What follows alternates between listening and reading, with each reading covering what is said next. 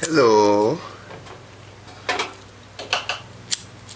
my name is Miguel, and today we're gonna cook cow's liver with white rice and callaloo. Here is the rice. Make sure it's washed properly, and then this is just a cup, so it's 1 cup of rice to 1 cup of water. And just for a gauge, you use your hand and gauge it like here.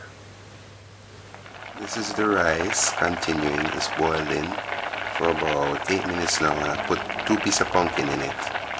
Okay, this is the rice. What I did earlier is put a piece of pumpkin in it. This is it.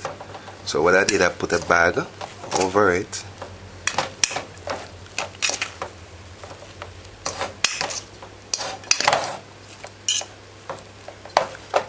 Now we just turn it up so we can even it out proportionally.